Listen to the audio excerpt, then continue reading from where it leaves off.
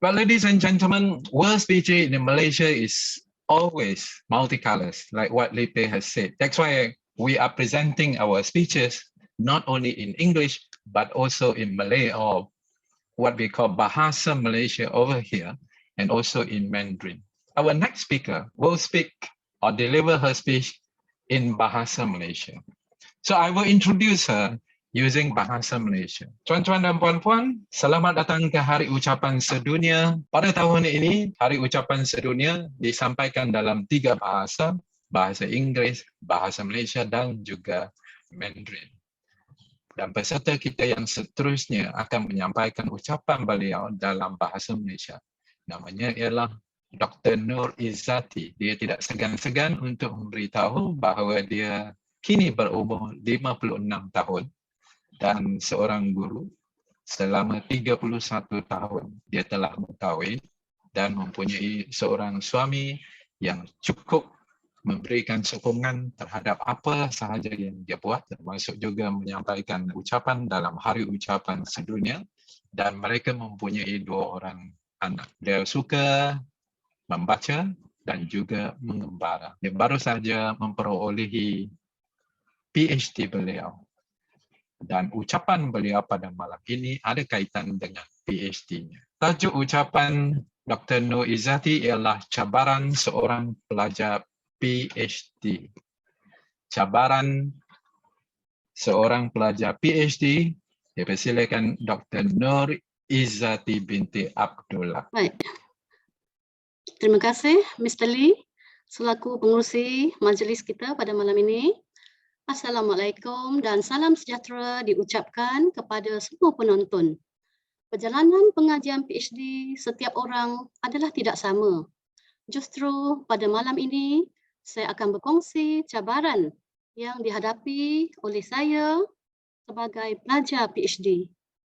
Saya mendaftar sebagai pelajar PhD sewaktu berusia 50 tahun dan sekadar untuk mencari pengalaman kerana orang kata PhD itu susah.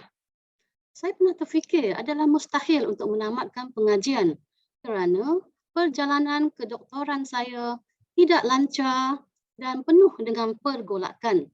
Jelas sekali, saya bukan calon GOT ataupun graduate on time. Baiklah, antara masalah atau cabaran yang saya hadapi ialah perasaan keterasingan ataupun isolation. Pada peringkat awal, saya tidak mempunyai maklumat atau gambaran sebenar tentang PhD. Saya mengambil PhD atas dorongan bekas pensyarah saya semasa membuat master. Namun, beliau tidak dapat menjadi supervisor atau SV untuk PhD saya kerana tajuk kajian saya bukan bidang kepakaran beliau. Di situlah bermulanya cabaran pengajian saya. Saya terpaksa belajar dari A to Z semuanya sendiri. Saya tidak diajar cara yang betul untuk menulis sehinggalah saya blur selama beberapa tahun.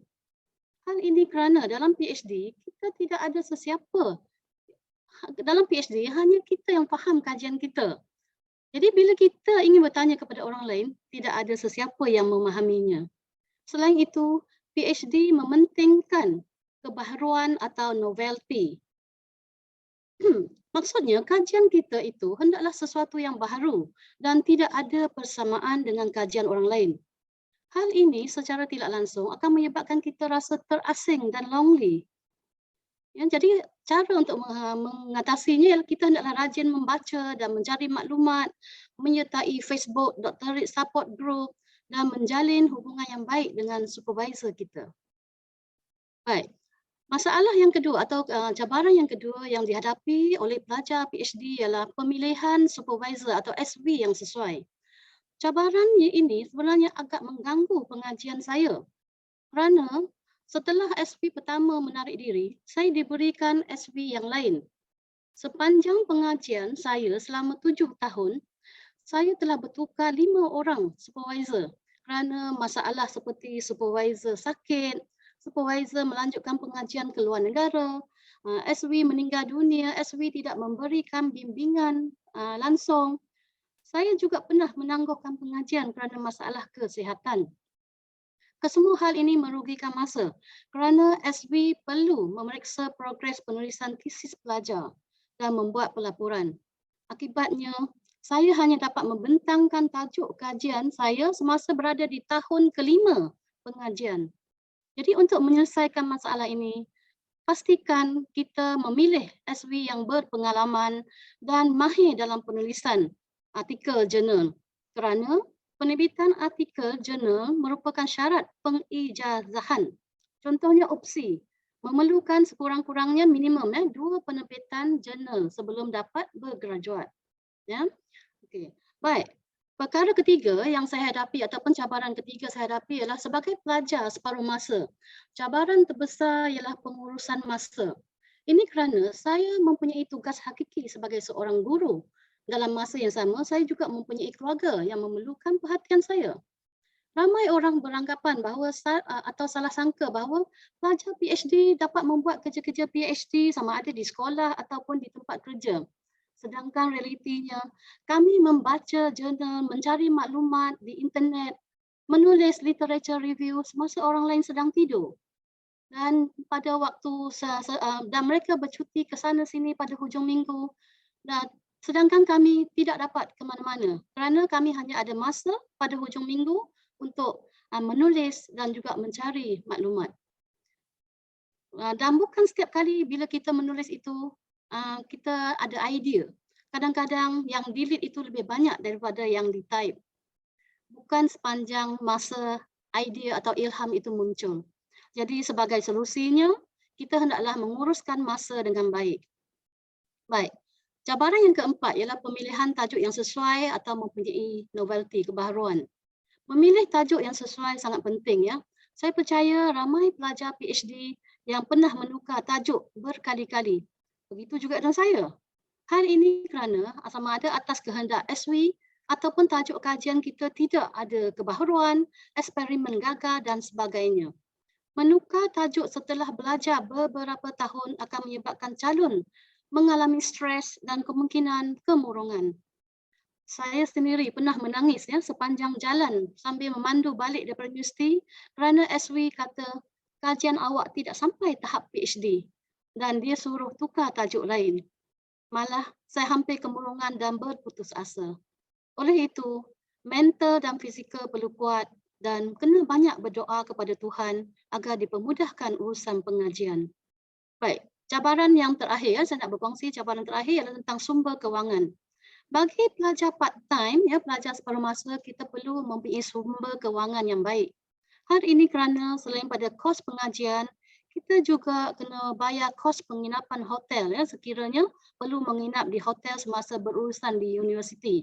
Atau minyak kereta, tol, fotostat bahan, kos upah translate bahan dan abstrak. Contohnya, kos upah translate abstrak daripada bahasa Melayu ke bahasa Inggeris untuk satu muka surat, saya dikenakan bayaran RM142 untuk sehelai abstrak. Sangat mahal kan? Ya. Jadi kita perlu mempunyai kewangan yang stabil lah. Selain itu, kos fotostat bahan pun sangat tinggi. Terutamanya apabila kita terpaksa menukar tajuk dan bermula semula untuk menulis balik literature review, kita kena print, kita kena tengok balik, kita kena buat semula. Jadi secara keseluruhannya saya dapat ringkaskan bahawa sepanjang pengajian saya selama 7 tahun ini, saya rasa saya telah membelanjakan lebih daripada RM20,000.